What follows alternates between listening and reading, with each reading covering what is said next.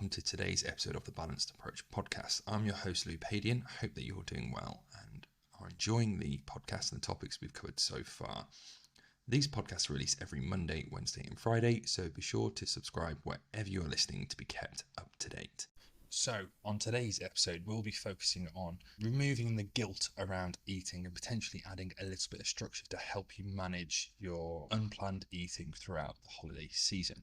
So, this is massively one of the things that can trigger people into feeling guilt, shame, and regret, or even a lack of control.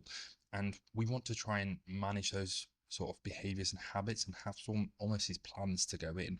And it can just be not having a plan, having unstructured eating windows that can lead to overconsumption and almost mindless eating episodes. If the chocolates are there, if some cakes on the side and you're constantly nibbling throughout the day, it can quickly add up. And there's some really good information that I've got here from you. So a few typical foods that people might eat throughout the day, just on one day throughout the Christmas period. And this isn't to shame people into taking action to not do these things. It's just to bring awareness to it. And I'm not saying that any of these foods are bad, but they're just common foods that people might eat during the Christmas period.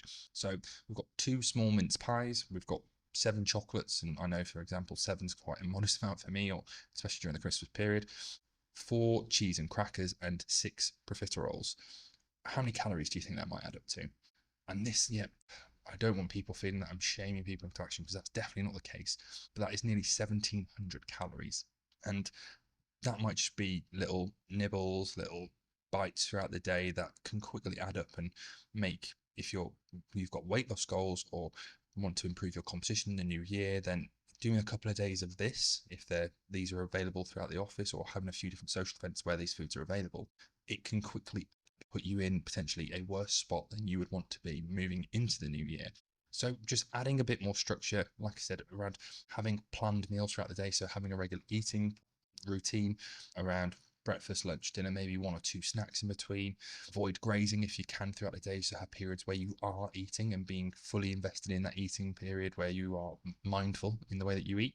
And then when you're not eating, be fully engaged in something else. Don't be grazing, watching TV, doing your work at work and having some nibbles on hand, because they'll quickly add up all those calories. And another thing just around portion control, there's other things that we'll touch on. A lot of these topics will probably cross over and merge in, and they're meant to do that in a way, because things don't exist in sort of singularity, they're all crossover anyway. But often hearing the same thing said slightly differently can really resonate with people. So there'll be lots of things, if it feels like I'm repeating myself, I probably am, and that's a good thing. That means that you're listening if you know that I'm repeating myself.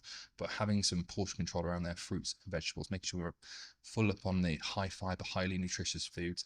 And not saying that we can't have any of the foods that I mentioned previously, but just being aware that moderation, being mindful of our portions and our eating habits around those foods can be a definite way to move forward. Like I said, this is all available in a resource. If you want access to it, just DM me on social media and I'll send it across to you free of charge. And remember to join the waiting list for the Unwrap Healthy Habits community that starts on Boxing Day, and that will put you in the best position possible for the new year to build healthy habits. So thank you very much for watching or listening to today's episode of the Balanced Approach podcast. If you'd like access to the free resources mentioned in this podcast, then just drop me a DM on Instagram at Louis Padian Nutrition. If you would be interested in getting healthier and happier in the new year, remember to join the waiting list by clicking the link below.